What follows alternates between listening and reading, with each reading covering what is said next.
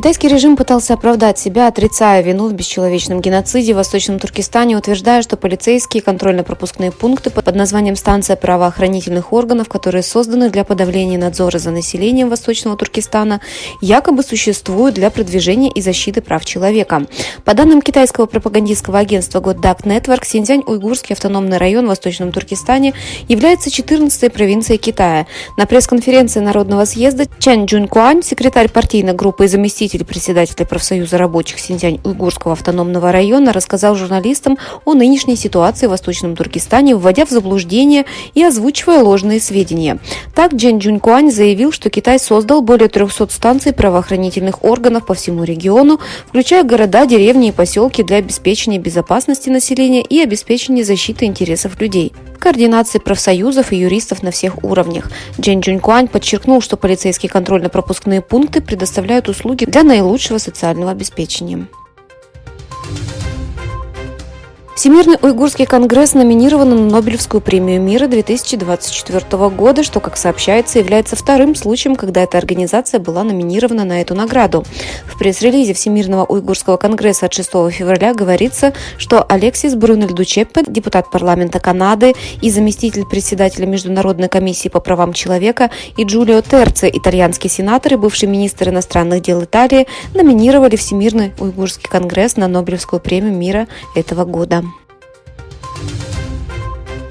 Режим Коммунистической партии Китая, превративший Восточный Туркестан в почти антиутопический мир, объявил, что он усилит так называемые меры против других этнических взглядов, чтобы уменьшить угрозу национальному правительству.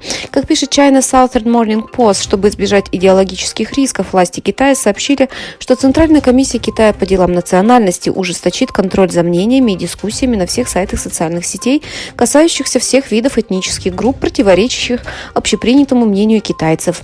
Согласно информации, должностные лица Центрального комитета Китая по этническим вопросам требуют, чтобы публикация работ, относящихся к другим этническим группам, была организована на всех платформах публикации, а жалобы, касающиеся различных этнических групп, должны быть урегулированы как можно скорее. США и Китай провели третье за 2 дня заседание экономической рабочей группы. Представители США и Китая встретились, чтобы обсудить экономические трудности и сотрудничество.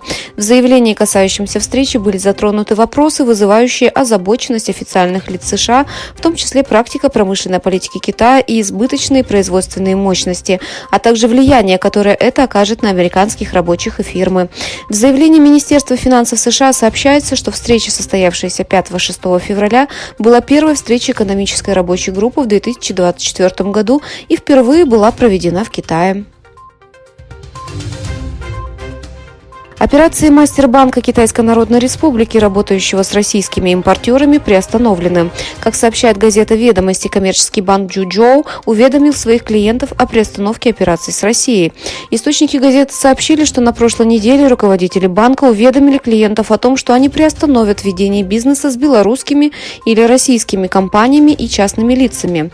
Даже если движение денег через национальные системы не видно ни американцам, ни европейцам, все это четко отражено в отчетах, которые западные партнеры могут запросить у банка, сказал источник газете.